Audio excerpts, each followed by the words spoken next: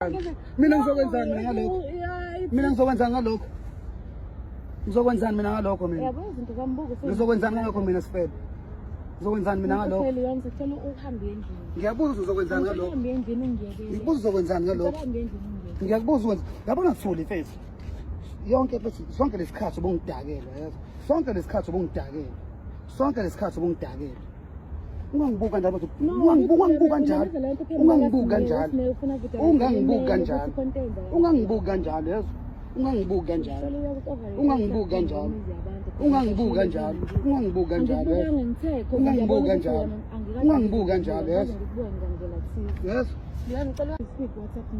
Okay, vula ngibone. Vula ngibone.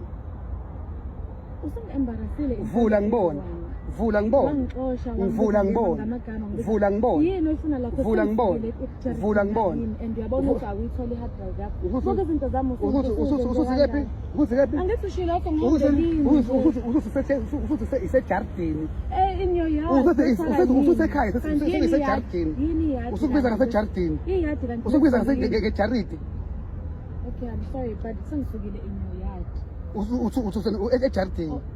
Kanti yini ijaridi ngesizulu ngiyadi ngesizulu because isejaridi really. Yazi the reason why ngize nabo ngifuna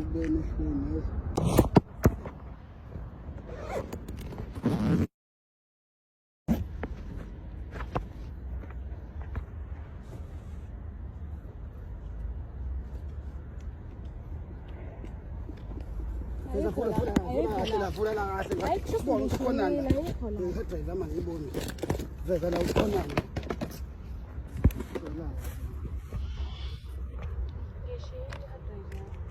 Ushiye. Angazi lapha ngokwathi sokupheqwe kanjani sabe isikhathi.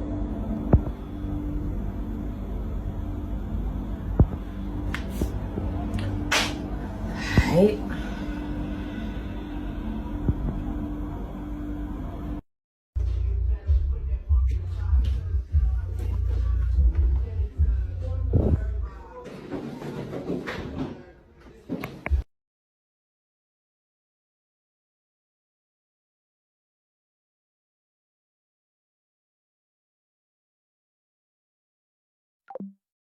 My live ended ngenxa ye connection. Bengisaclarify la ukuthi to everyone or sticker ku end lie. End lie came from the fact that he lied about me on Facebook. What mina I cheated on him. So I was confronting. I never went to him to apologize. Apologize for what? For what? For the fact that he hit me. For what? I said and lied because he lied about me on Facebook. I was confronting him about lying ngegama lami ku Facebook. Mase nga-add ukuthi if nami kuthiwa ngahamba ngayokhuluma kubantu ngathi you hit me ngathi and add lies. That in context nje yale and add lies. And add lies. That's the context. Ingake ekhathile VN, ingake ngiblockile also because I wanted to go comment on that shit.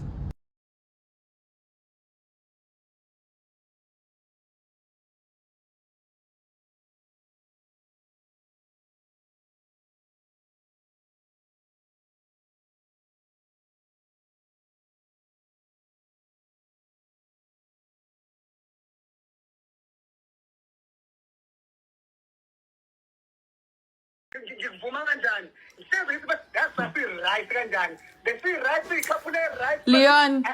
Okay, Leon. Yini into engishilo laphaya. Wait, hold on. Yini into engishilo laphaya ongayithandanga. Engishilo ngawo. Yabona mina mfethu. Akekho umuntu angathandana naye bese okumnandi ufanana naye njengawe. Ngiyakutshela futhi lo bhathi and ngihlezi ngikhuluma lo bhathi.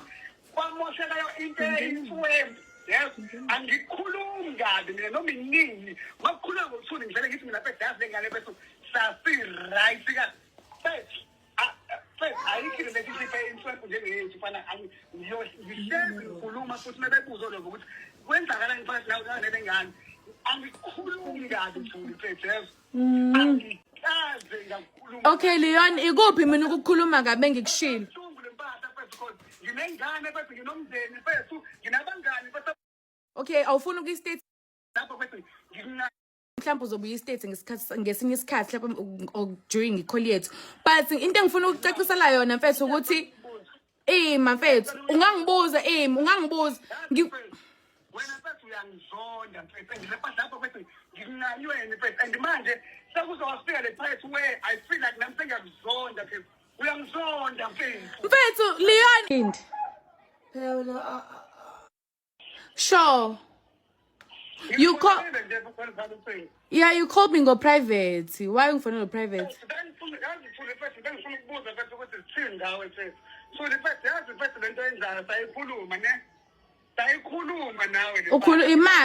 hold on wait ngeke ngikuzwe mangabe uthe ngeke ngikuzwe mangabe uphamisa umoya khuluma kahle sikhulume ngalento whatever ekuhluphayo because clearly kuningi okuhluphayo yabo ngoba kuningi engikuzwayo and stuff like that asivele sikhulume lento once and for all. The reason why ngi-end i-call yakhe is because ungifonela ngo-private which I'm sorry for ukuthi ngingakutsheli mhlawumbe ukuthi why ngi-end i-call yakho because ngi-understandanga ukuthi why sifonelana ngo-private yabo.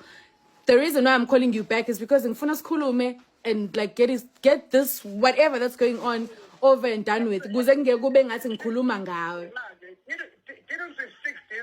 Fix what?